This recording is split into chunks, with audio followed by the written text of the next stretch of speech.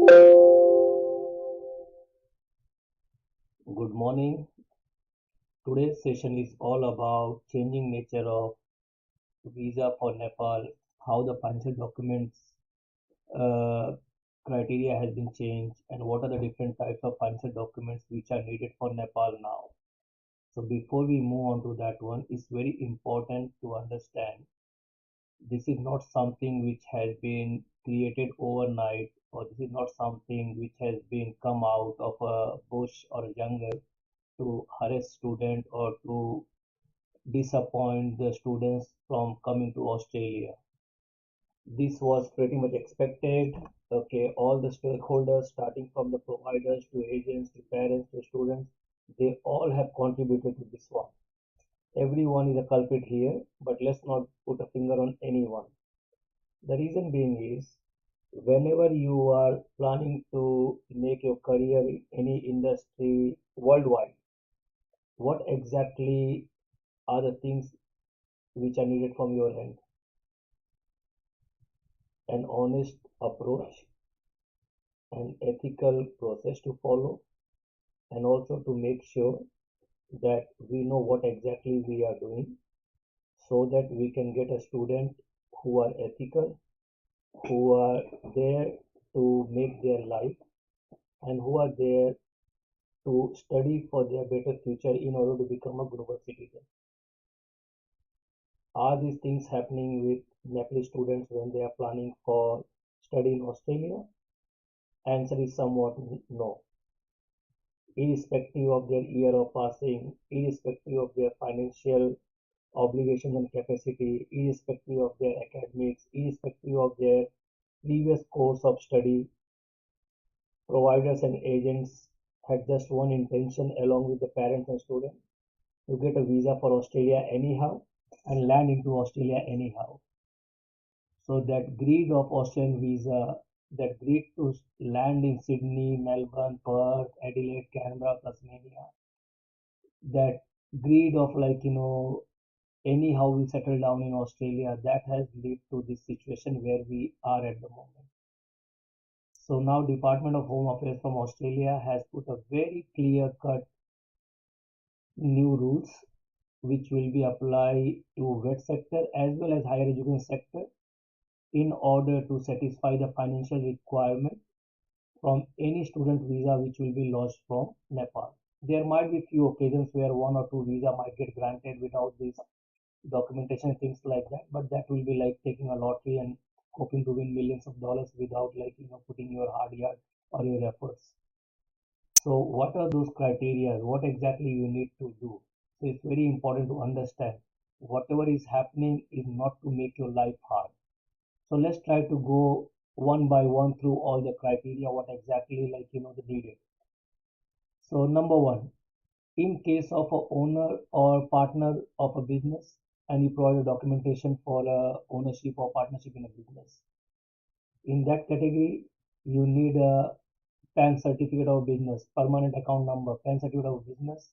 You need a registration or ownership documents issued from an official authority showing the financial sponsor as the owner or the partner of the business. So it's not that you can show somebody else's business or there is no documentation to show the registration or ownership. Income tax return for last 3 years of the business. You cannot say anymore that okay, this business is operating in cash or whatever it is. You need to show the income tax return of last 3 years. And then itemized bank statement for the business for last 12 months. So that will show what is the money coming from different vendors or suppliers, what is the money going out to different vendors or suppliers, what are the expenses for the business, whatever the incoming revenue for the business.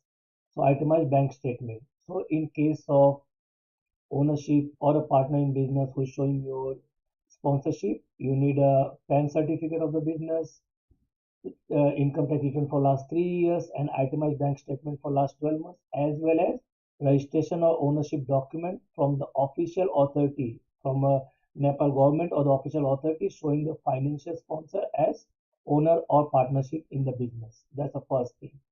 Second thing, let's say you say that your parents or your sponsor is salaried employee. That means they are working for some institution, some organization, some private organization, or anything like that. They are salaried employee. In that case, Itemized personal bank account statement for last 12 months.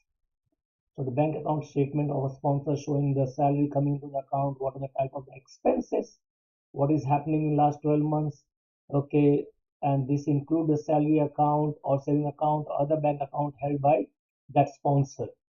In case of any large deposit which come into the account, let's say you're planning to come to Australia this year in October, and this month you get the large amount of money in your account somehow, then you have to show the source of that income, where it come from, the reason of that money into the account, and it has to be very substantial reason. You cannot say that, oh, my mama, chacha, kaka, kaki, or someone has like just given me the gift or the loan. That's not going to happen. Then the salary slip from the employer from last 12 months, employment confirmation letter, PAN number, PAN card of that employee, income tax return for last 3 years of that employee. Yes, all these are needed. There is no what you call concession on this one. So salary slip, employment confirmation letter, PAN card of that employee, income tax return for last 3 years, and itemized bank account statement for last 12 months in case of a salaried employee. Now let's say we move on to our favorite, land sale. So if you show the funds from a sale of land, or like that you have got the amount from a land sale which is there somewhere, in that case you need to show Lal Purja, land ownership certificate. Lal Purja including detail of the buyer and the seller. Itemized bank account statement covering the period between the receipt of the fund and the land sale till now. You just cannot say that, okay, this land was sold last month and that's it, matter finished. Now, itemized bank account statement. Then, month Seshta verification by Land Revenue Office. Very important, guys. Lal Purja, month Seshta verification from the Land Revenue Office. Land tax receipt issued by the Village Development Committee or the Municipality Office for the last 3 fiscal years prior to the sale of the land. So, when you are holding a land, officially you are supposed to pay the land tax. Then the land tax receipt issued by the Village Development Committee (VDC) or the municipality office for the last 3 fiscal years for that land. So it's very important. If you are showing the fund from the sale of land, it's not illegal. It's happening.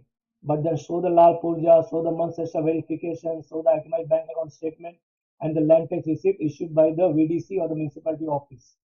Without this, don't bother to go ahead with putting a land sale agreement or agreement which has been made between the two people and thinking that, okay, this will go through. It's not going to go through. Then come to the another one, which is education loan. What will happen if there is an education loan?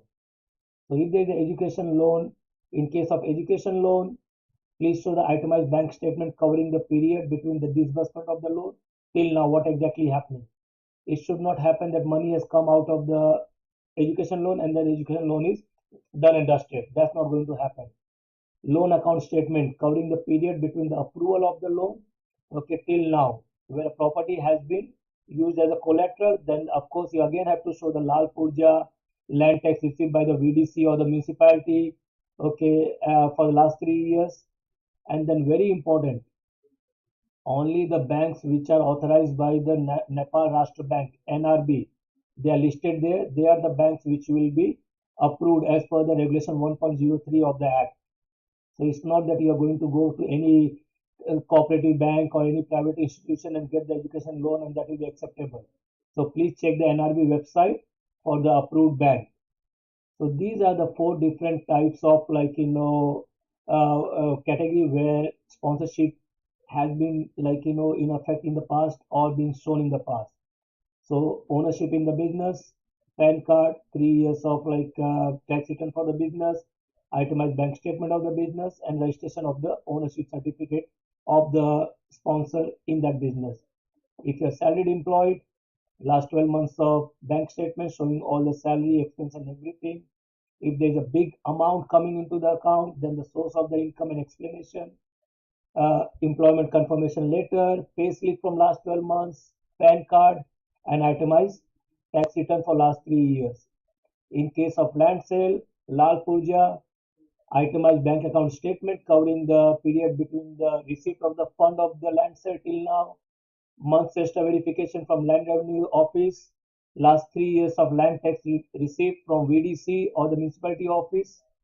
In case of education loan, itemized bank statement covering the period from the loan disbursement till now.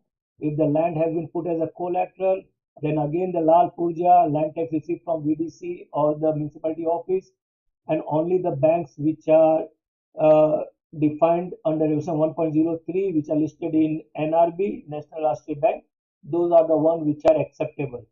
So please make sure you understand this one. This document is available on our website as well as available through our offices in Nepal. If you are in doubt, don't know what to do, don't know where to go, uh, our office is there in Kathmandu, in Baneshwar, as well in Bitamur. You can call us on 9819107107. Number is 9819107107, or you can email us nepal@aussieeducation.com.au, or you can go to our website www.aussieeducation.com.au, and on the right hand side you can see book an appointment now. You can book an appointment with a registered migration agent, and we will try to help you out with your better future for your better tomorrow. So in short, if you're planning to study in Australia now, don't jump into anything. Plan for 3, 4, 5 months. Put a lot of effort and lot of concentration on your file in terms of a DT statement, in terms of a financial documents, type of sponsorship which is there, type of documents which are needed as per the sponsor. Don't play with your own life. Don't just believe someone blindly. Understand the new rules, new requirement for the financial documentation. If it's there, welcome to Australia. Start the journey. If it's not there, then Australia is not the only country in the world. Yes, I understand your cousin might be here, your chacha, mama, kaka, kaki, your neighbor, some relative, someone might be here. But that doesn't mean that you take a refusal and try to spoil your future. If you're not sure about the financial documentation for Australia, if you think this is too hard, then there are other countries in the world where you can have a better future. And then after going to those countries, you might able to explore the future to come to Australia from there. Try for UK, try for US, try for Canada, try for New Zealand, try for another European countries. There are a lot of options available. Call Audio Education team on 9819107107. We are here to help you for a better future with a better guidance. We got expertise in this industry. We know what we are doing. So explore your future with us. You can contact us via WhatsApp, via online chat, via our website, via email. There are a lot of different ways to contact us. When in doubt, get a proper explanation, get a proper idea what needs to be done. So hope to get a call from you on 9819107107, or email us on nepal@aussieeducation.com.au, or visit our website www.aussieeducation.com.au. Thank you. Hope you'll have a better understanding from this session about the requirements in different categories for a financial document needed from the sponsor. Still, if in doubt, we are here. Contact us. Thank you. Aussie Education, remember the name. Bye. Take care.